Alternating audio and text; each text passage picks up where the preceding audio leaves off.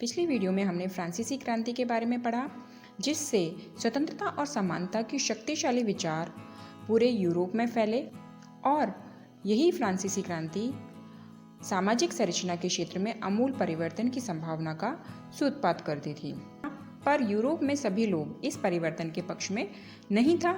अलग अलग विचारधाराओं के लोग थे, कुछ रूढ़िवादी तो कुछ उदारवादी और कुछ आमूल परिवर्तनवादी विचारधारा के थे। इस अध्याय में हम यूरोप में समाजवाद और रूसी क्रांति के बारे में पढ़ेंगे। उससे पूर्व हम यूरोप में सामाजिक परिवर्तन और औद्योगिक समाज के बारे में पढ़ेंगे, जिसने कि रूस में क्रांति का सूत्रपात करने में विशेष भूमिका निभाई।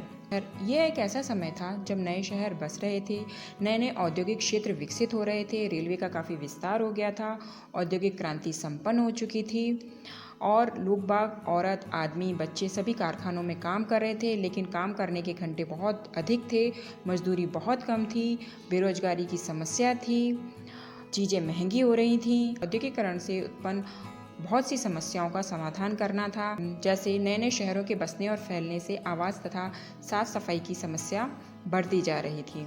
तो इन्हीं सभी समस्याओं का हल खोजना था। और इसके अलावा यूरोप में 1815 में जिस तरह की सरकारें बनी, उनसे छुटकारा पाने के लिए कुछ राष्ट्रवादी, उदारवादी और रेडिकल आंदोलनकारी क्रांति के पक्ष में थे। फ्रांस, इटली, जर्मनी, रूस में ऐसे लोग क्रांतिकारी हो गए और राजाओं की तख्ता पलट का प्रयास करने लगे। राष्ट्रवादी कार्यकर्ता क्रांति के जरिए ऐसे राष्ट्रों की स्थापना करना चाहते थे जिनमें सभी नागरिकों को समान अधिकार प्राप्त हों। देखते हैं यूरोप में समाजवाद का आरंभ कैसे होता है। समाज में पुनर्गठन की संभवतः सबसे दूरगामी दृष्टि प्रदान करने वाली विचारधारा समाजवाद ही थी। समाजवाद निजी संपत्ति के विरोधी थे। कुछ समाजवादियों को कोऑपरेटिव यानी सामूहिक उद्यम के विचारों में दिलचस्पी थी। उनमें से एक थे कार्ल मार्क्स और फ्रेडरिक एंगल्स। इन्होंने इस दिशा में कई नए तर्क पेश किए। मार्क्स का विचार था औद्योगिक समाज पूंजीवादी समाज है।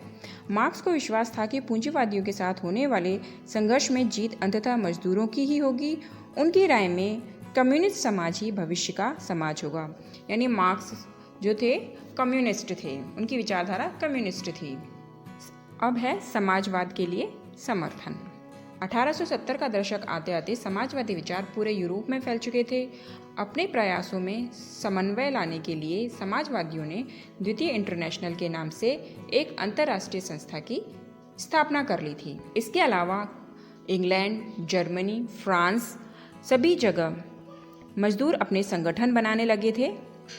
इस तरह समाजवादियों की संख्या और संगठन तो बढ़ रहे थे, लेकिन 1914 तक भी यूरोप में समाजवादी कहीं भी अपनी सरकार बनाने में कामयाब नहीं हुए। लेकिन रूस में, जो कि बहुत पिछड़ा हुआ औद्योगिक देश था उस वक्त तक, बिल्कुल उलट हुआ। वो कैसे, अब देखते हैं रूसी क्रांति में। रूसी क्रांति देखने से पहले वहाँ रूस की परिस्थितियों के बारे में जानेंगे, जिनकी वजह से क्रांति का सूत्रपात हुआ। रूसी साम्राज्य 1914 में रूस और उसके पूरे साम्राज्य पर जार निकोलस द्वितीय का शासन था और इस समय तक रूस की आबादी का एक बहुत बड़ा हिस्सा, लगभग 85% जनसंख्या आजीविका के लिए खेती पर निर्भर थी, जो कि यूरोप में किसी भी देश से अधिक थी। रूस अनाज का एक बहुत बड़ा निर्यातक था। सेंट पीटर्सबर्ग और मॉस्को उसके औद्योगिक इलाके थे। वहाँ पर रेलवे नेटवर्क फैलाया जा रहा था।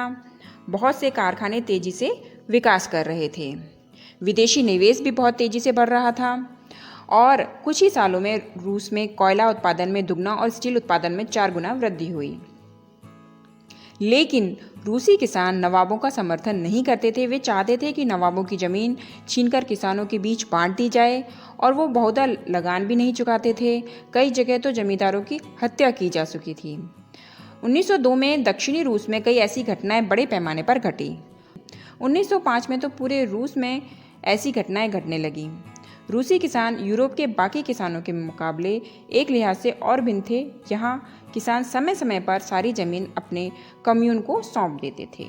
1914 से पहले रूस में सभी राजनीतिक पार्टियां गैर कानूनी थीं और 19वीं सदी के आखिर में रूस के ग्रामीण इलाकों में समाजवादी काफ़ी सक्रिय थे। वहाँ पर मजदूर नहीं बल्कि किसान ही क्रांति की मुख्य शक्ति बने। रूस में पार्टियाँ जो थीं वो दो खेमे में बटी हुई थी, एक बाल्शेविक खेमा और दूसरा मेंशेविक। 1905 की क्रांति में रूस एक निरंकुश राजशाही था। 1905 की क्रांति से पहले अगर देखें यानी कि 1904 तक चीज़ों की कीमतें इतनी तेज़ी से बढ़ी कि वास्तविक वेतन में गिरावट हो गई। उसी समय मजदूर सदस्यता में तेज़ी से वृद्धि हुई और जब 1904 में गठित असेंबली ऑफ रशियन वर्कर्स के 4 सदस्यों को नौकरी से हटा दिया गया तो मजदूरों ने आंदोलन छेड़ने का निर्णय लिया और फिर कुछ दिनों में सेंट पीटर्सबर्ग के 1,10,000 से ज़्यादा मजदूर हड़ताल पर चले गए। इसी दौरान जब पादरी कोपेन के नेतृत्व में मजदूरों का एक जुलूस विंटर पैलेस के